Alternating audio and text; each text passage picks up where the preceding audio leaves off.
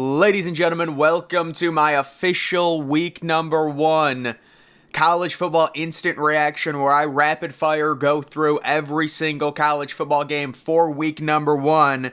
And we begin with the early noon window. Yes, the University of Michigan on Peacock. Isn't it amazing how whenever they would show a cutaway to a Michigan highlight, you would see the motion lag, and it's just so pathetic. But yes, Michigan playing on Peacock. Very workmanlike effort. I mean, J.J. McCarthy, extremely efficient. 26 of 30, 280, 3 touchdowns, 30-3. Michigan doesn't end up covering the spread. East Carolina, maybe a little bit of gamesmanship there at the end, kicking the field goal. You respect it. You do have to respect it. The other thing I was thinking, did East Carolina lose like all their players? Because last year they had a pretty good offense, and I was like, there's no way Michigan covers a 36-point spread without Harbaugh. But I guess the reason it was a 36-point spread was because East Carolina lost their entire offense. Who are these people? But either way, Michigan, it's an easy game, 30-3, but they don't cover. Tennessee beats Virginia. Joe Milton, meh. I mean, he's all right. You know, the 2 touchdown passes. He also had 2 rushing touchdowns. Tennessee in that gimmick offense, man, I don't know. It really seemed like Tennessee was trying to cover this spread late. They scored 14 points in the fourth quarter. Virginia is just horrific. Like, people have to understand, I guess you can say this is a good win for Tennessee as a barometer, as a program. You do what you need to do. It's a neutral site week 1 game. You're 28-point favorites, but again, Virginia is just horrifically bad. They got this transfer quarterback. They might win 3 games this year, but Tennessee gets it done. The big game of the day, and I warned people, I said, listen, Colorado's going to hang in there. Not only do they hang in, they win this game against the overrated TCU. It's not TCU's fault, but when they made it to the national title last year, they immediately became overrated. I said they would go 5-7 this year, and honestly, TCU might actually go 4-8, but the thing with Travis Hunter, I mean, Travis Hunter might be the Ohtani of college football, playing offense and defense. And even if Colorado only wins like 8 games this year, he still may have a chance at the Heisman because he plays both offense and defense. It completely changes the picture when you're playing like 90% of the total snaps. Absolutely ridiculous. You also had Edwards, the kind of scat back, having a huge day. Deion Sanders' son, 500 passing yards, 4 touchdowns, possibly number 1 in the Heisman race at this point, although it is just week 1, and I'm sure Colorado, with their hype, probably going to be a fringe top 25 team. Maybe they'll make their debut. They've got Nebraska next week. TCU, I would expect them to fall out completely of the top 25. Oklahoma dropping 73. We were thinking maybe we were going to get an 80 burger from Oklahoma in the third quarter. They were getting close, but then they really pulled it back. You got to respect it. They do drop to 73. You see Dylan Gabriel, very efficient, just 3 incompletions. This is going to be a really good Oklahoma team. I like what I'm seeing from Brent Venables right now. And then Arkansas State, you've got JT Stroud. That was the kid that was formerly at Colorado. Just a horrific performance. You really got to feel bad for him. I mean, they've got Butch Jones crying on the sideline, down 73-0. It's so sad. It is. But Oklahoma wins that game very easily. Iowa beats Utah State, and folks, how was Iowa minus 25 points in this game? It truly is amazing, but yeah, Iowa ends up winning. Of course, because it is an Iowa game, the under hits, and also Utah State covers the spread. Utah State did score a meaningless touchdown, and then they trolled a little bit with a 2-point conversion there at the end. I can respect it, okay, you make it respectable. Utah State maybe thinking if they keep this game close against a good Iowa team, they might be ranked next week. You know what? I would really consider ranking Utah State, honestly. That's a good performance. So they only lose by 10 points. Iowa gets the win there. Next, you've got Ole Miss beating Mercer. This is just disturbing from Lane Kiffin. It really is. It's not necessary. We don't need to drop a 70 burger on a poor FCS team Jackson Dart going for the Heisman, the 4 passing touchdowns. It is impressive. You got to feel bad for Mercer. They were coming into this game. They had won in week 0. They're looking to go to 2-0, possibly get ranked, and it's just not necessary to do this. So Ole Miss, it's just poor etiquette. We need to have manners here when we're playing FCS teams, and I'm not seeing that from Ole Miss. Next, we have Oregon with the 80 burger. Now, this is an epic feat for Oregon. You've got to respect it. Listen, congratulations are in order. We finally have the 80 burger against the upstart Portland State team. Listen, Portland State, they were competitive. It is what it is. How about Oregon? First drive down the field, I was live streaming and I saw, and it said they were up 8-0. That they go for 2 after the first touchdown against an FCS team. I've got to respect it. And honestly, if I was an AP voter, this team's got to be inside of the top 10. If you drop 80 points, you're immediately moving. I don't care who you're facing, you've got to move inside the top 10. I would have them at number 3. You're dropping an 80 burger, you got to move up. I'm sorry. 81-7. It's so great there. And then you can see they had 730 yards of total offense. Oregon announces themselves as the true number 1 contender in college football after the cheating allegations last year with Kirby Smart. It was disgusting, but they've come back, and as long as they don't face Georgia this year with Dan Lanning and the whole collusion issue, they should be good. They get a win there. Next, you've got Texas and Rice. So Texas, a very workmanlike effort here. This game was 105 degrees. I don't blame Texas one bit. They want to get out of there in one piece. They've got the huge Tuscaloosa, Alabama game coming up on the road. Quinn Ewers, it's okay. The 3 passing touchdowns. Xavier Worthy makes an appearance with 90 receiving yards.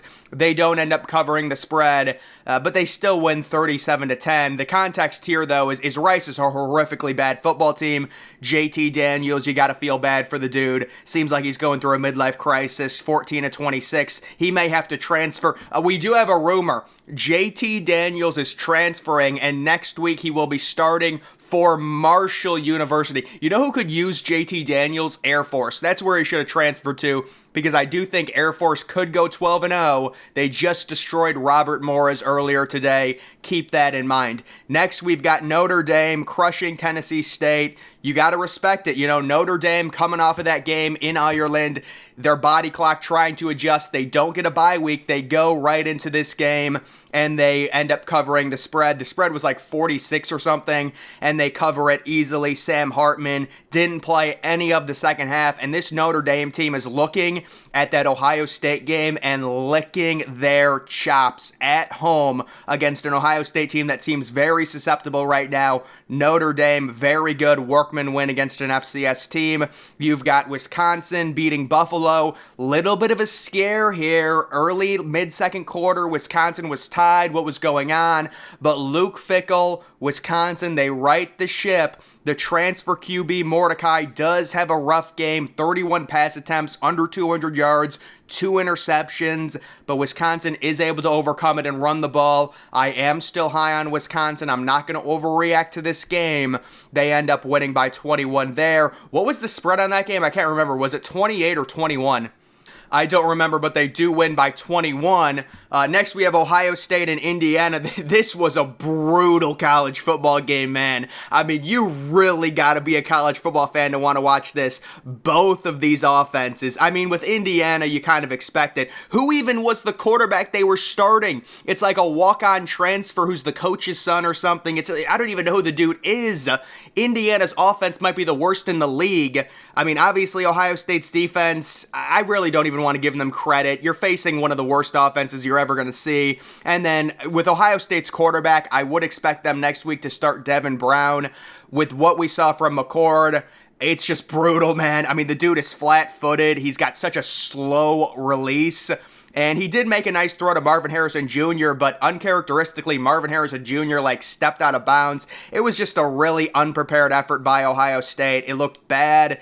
Indiana, I probably would say they're going to go 2-10. They're not a good football team. So Ohio State, could they be dropping down a few spots in the AP poll? I would say possibly. Will McCord be the quarterback? I think you have to give Devin Brown a chance. That was a bad performance against a bad defense. Make no mistake about it. Indiana is a really bad defense. So I guess we'll have to see. Although they do face Youngstown State next week, so who knows? I mean, you're really not going to learn much off of that FCS game.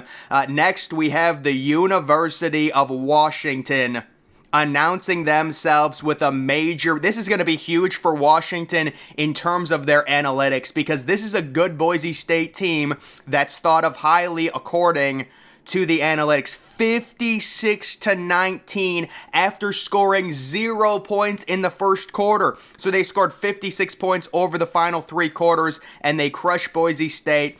And it's Michael Penix Jr., possibly top 3 right now in the early Heisman race. 40 pass attempts, 450 yards, 5 passing touchdowns.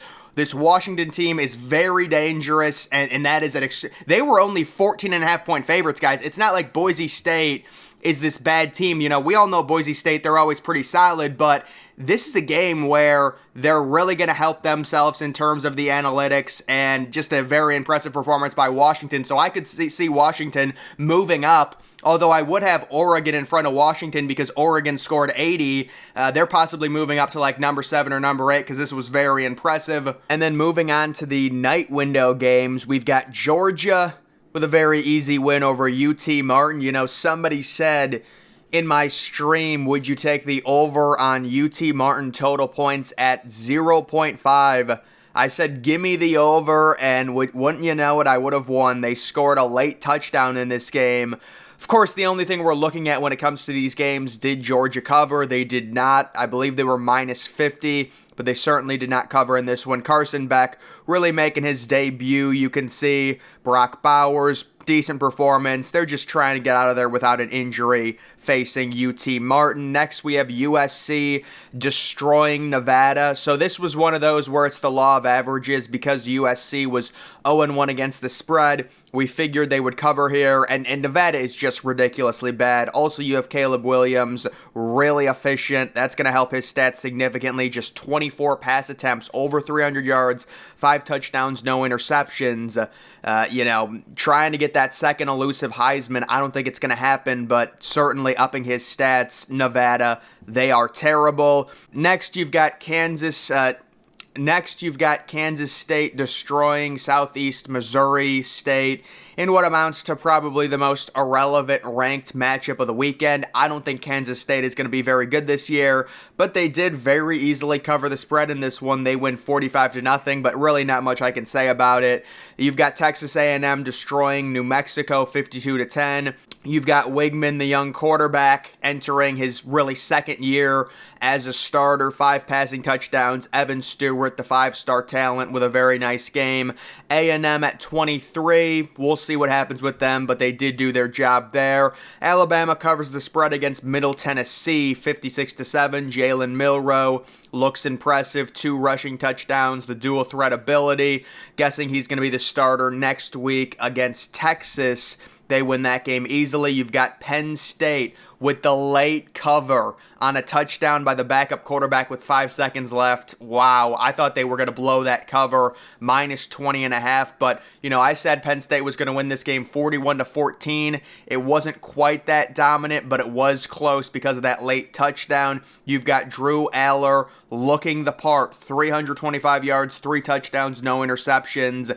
Not that I was disappointed in Penn State, because this is an impressive win. They cover, but it was kind of slow there throughout most of the first half into the second half against a West Virginia team. Quite frankly, they're going to be completely overmatched in the Big 12 this year. They're probably going to go 3-9, but we will see. And then you do have, Frank Beamer. What a POS, man. What a total letdown that is. North Carolina beat South Carolina. South Carolina only scores 17 points. This matchup was really being hyped up as Nobody knows what's going to happen. The expectation was North Carolina had nobody on defense, but that's just a really poor showing from South Carolina, who, let's be honest, it is just week one, but they were probably a flash in the pan last year and had a fluky, lucky 2-game stretch right at the right time, considering it was the end of the season. They're already going to start off 0-1 in the SEC, and that's just a brutal loss against a North Carolina team who, yes, if you're a casual fan, you think, oh, North Carolina's this great team because they've got Drake May.